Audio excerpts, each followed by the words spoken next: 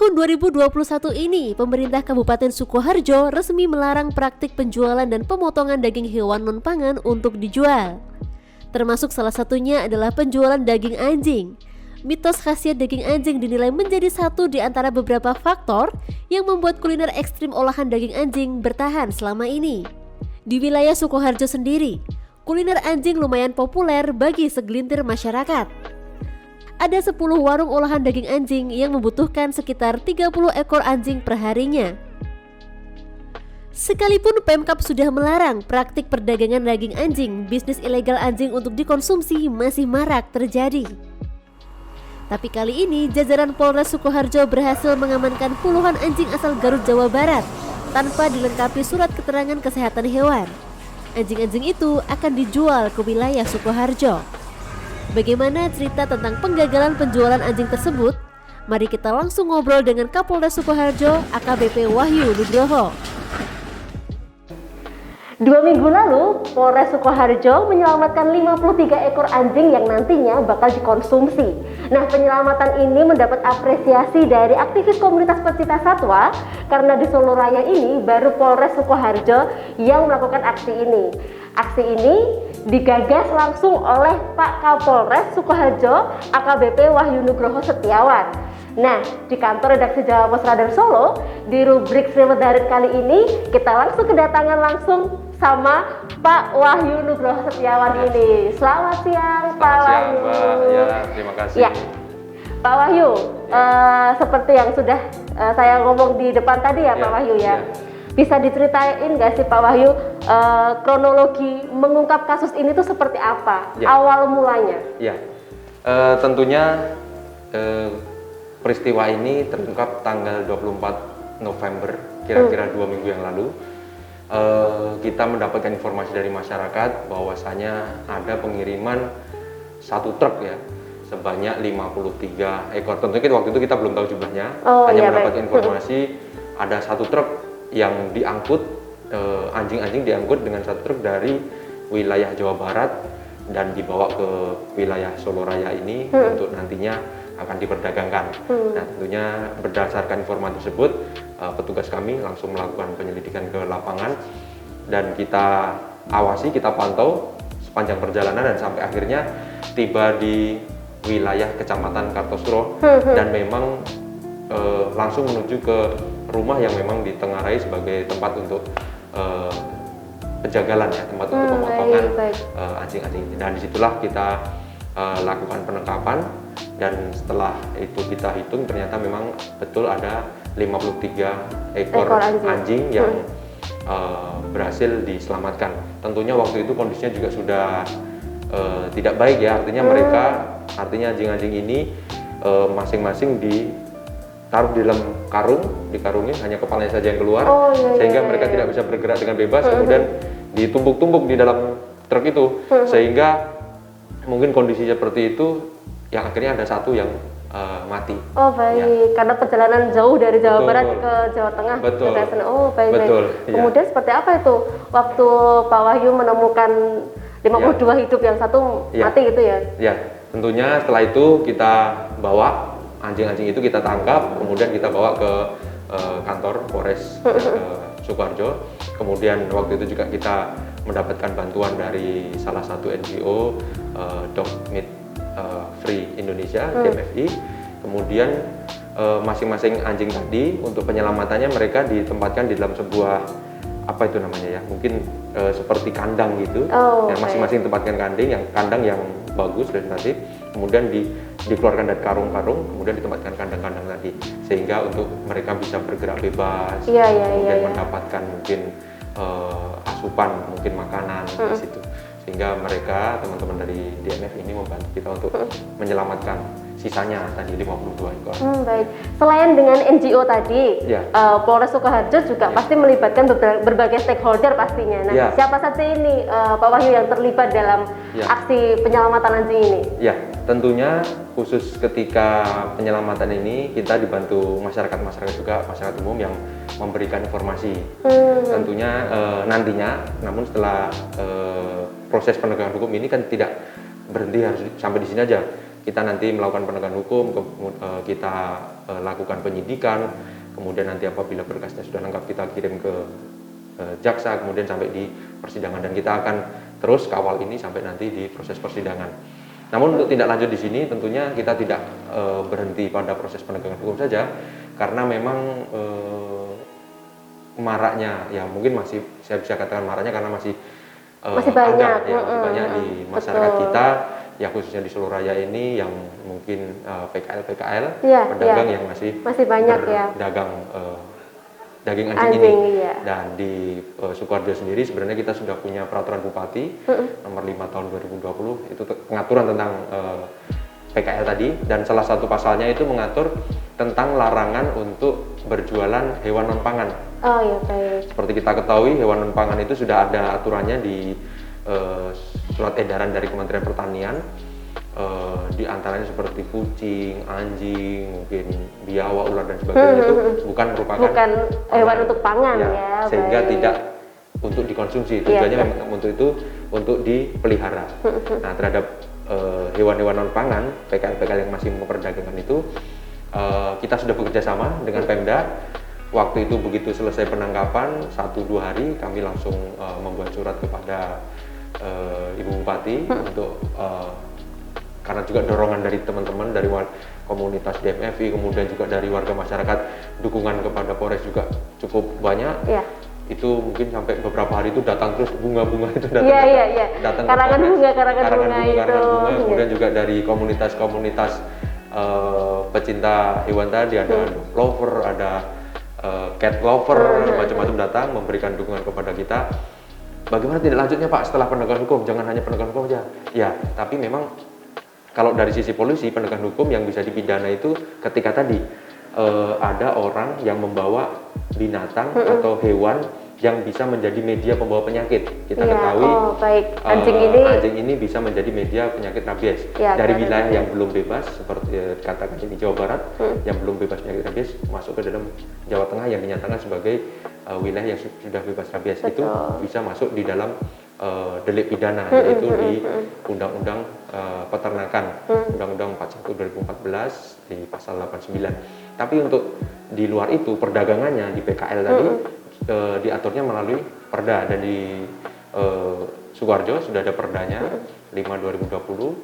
Itu nanti kita mendorong dari teman-teman dinas peternakan, mungkin dari dinas yang menangani terkait PKL nanti, atau mungkin teman-teman dari Satpol PP nanti juga melakukan edukasi, dan mungkin juga bisa penindakan yang terkait administratif atau tipiringnya. Baik, berarti kalau sebenarnya secara regulasi dari Pemkab Sukoharjo itu sudah mendukung semua untuk tidak ada hewan-hewan non pangan yang diperjualbelikan seperti itu ya. Karena tadi Pak Wahyu cerita banyak karangan bunga yang datang ke Polres, banyak dukungan. Nah, selain ada dukungan, pasti ada dong yang kontra juga sama aksi ini. Mungkin ada cerita-cerita lucu nggak Pak? Apa diteror di media sosial atau gimana gitu? Iya, ada. Ini saya dapatkan netizen. Betul, dari salah satu teman-teman di komunitas itu juga yang menyatakan, Pak, Bapak jangan jangan mundur ya, istilahnya kita terus mendukung. Meskipun kami secara internal juga mendapatkan semacam kecaman dari kelompok yang pro terhadap perdagangan ini. Apa itu Bu? Ini di halaman medsos kami juga dituliskan bahwasanya yang kalimat-kalimat yang sifatnya kontra. Ya, karena ini merupakan mungkin mata pencaharian, dan ini mungkin juga sudah merupakan turun-temurun dari sejak lama, sehingga kelompok-kelompok ini yang akan mempertahankan ini.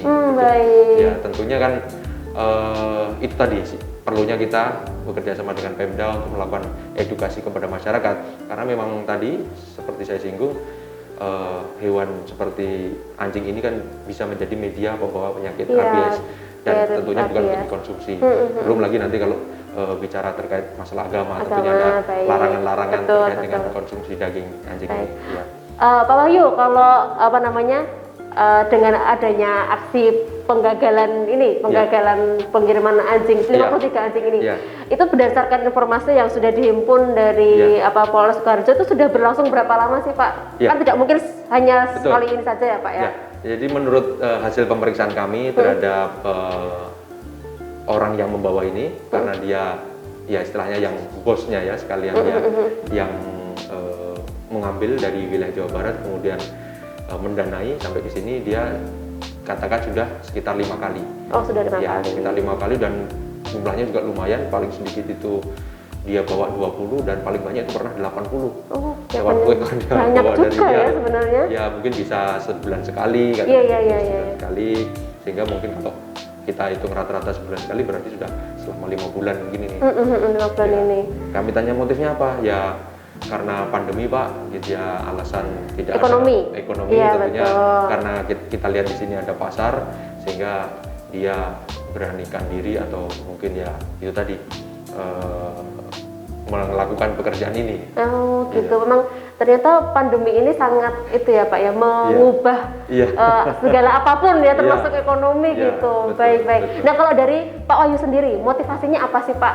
Kan mendengar ada informasi ini, kemudian ayolah kita bikin harus digagalkan ini. Apakah memang karena melihat ini sebenarnya memang pidana memang seperti itu? Ya tentunya itu tadi ya, karena kita melihat fenomena ini di masyarakat dan ini kita lihat sebagai memang bentuk sebuah pelanggaran hukum.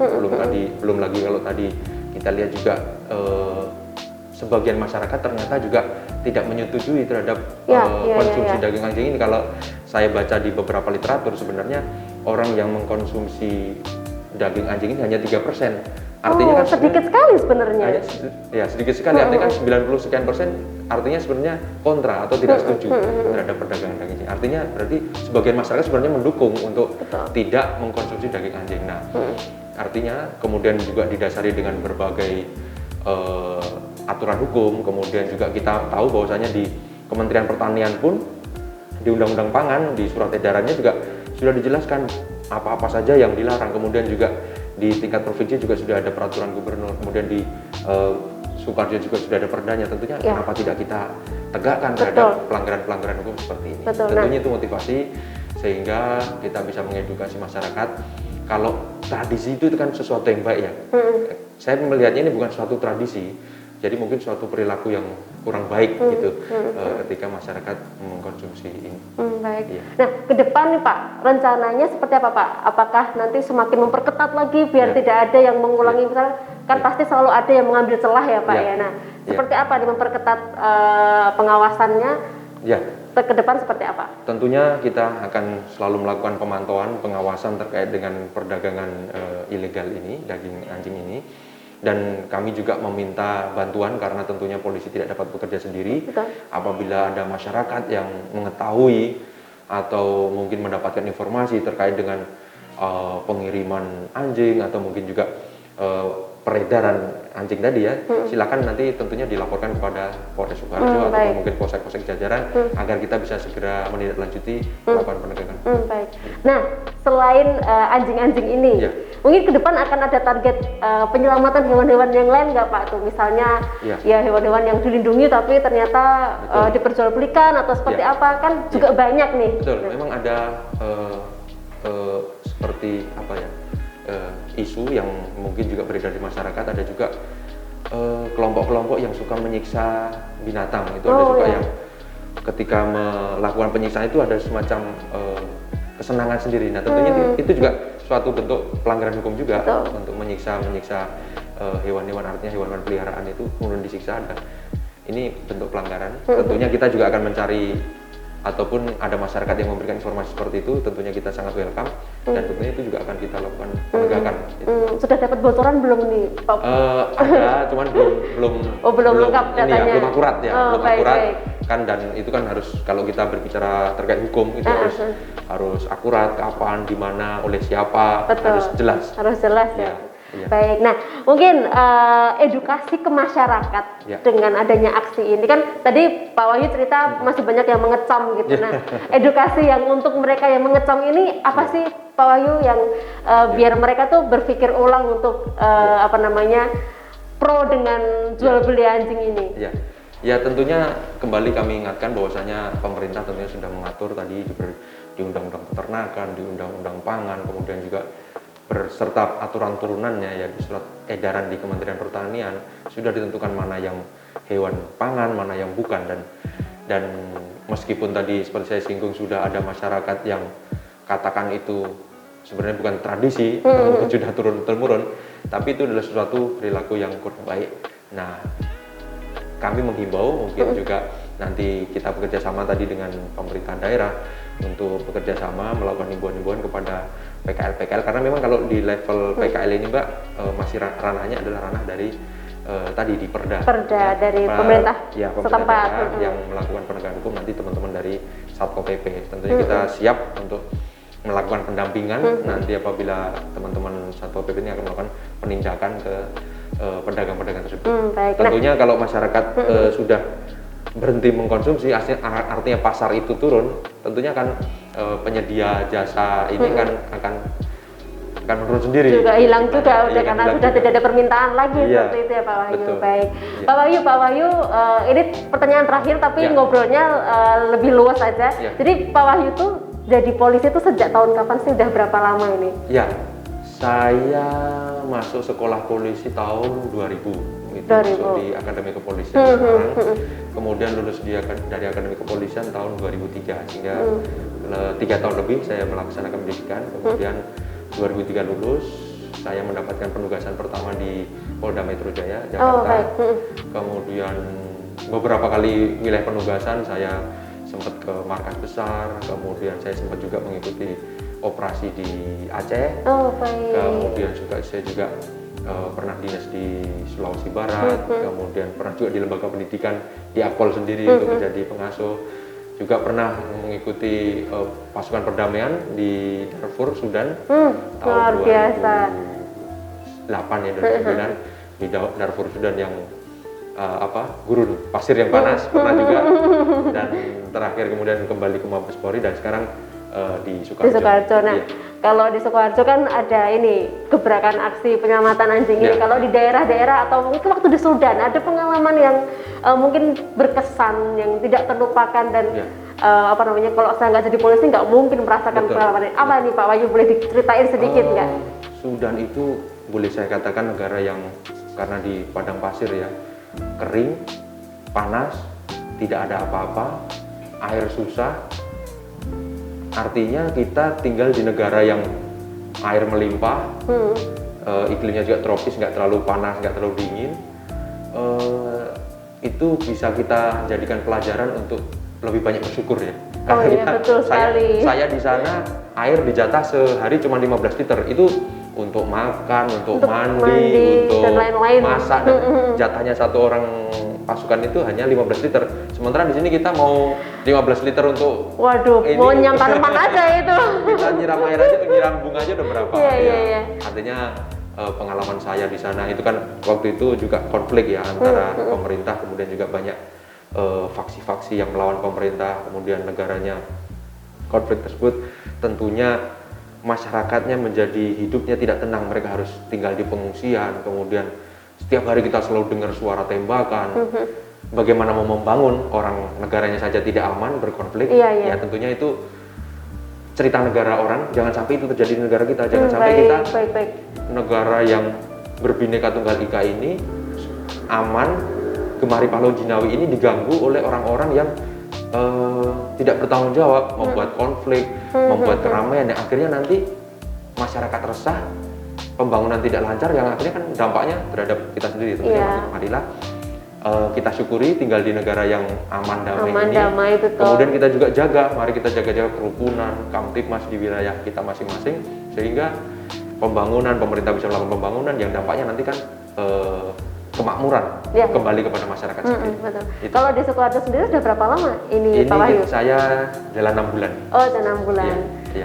Sebelum dari Sukoharjo, sebelumnya di Mabes Polri. Mabes Polri, baik. Di Sukoharjo sendiri seperti apa nih kulturnya? Apakah lebih santai atau lebih welcome, lebih hangat? Karena katanya kalau Solo Raya ini hangat untuk pendatang. Karena kampung saya memang juga di sini. Kampung saya di sini, jadi saya nggak jauh di sini. Jadi saya kembali pulang lagi dinas di kampung. Memang selama dinas saya belum pernah dinas di Solo Raya. Artinya saat ini saya nikmati dinas di sini sebagai dinas di kampung sendiri. Sehingga apa yang bisa saya lakukan tentunya untuk melayani masyarakat, untuk melakukan kegiatan-kegiatan sosial di samping melakukan kegiatan penegakan hukum tentunya ya, itu saya niatkan memang untuk untuk saudara-saudara saya, untuk masyarakat yang memang dari kecil kita tinggal di Solo Raya ini.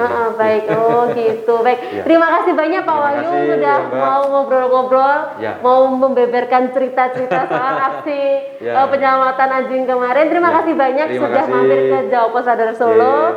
Kita senang nih bisa sharing-sharing nih, ngobrol-ngobrol soal pengungkapan kasus seperti itu.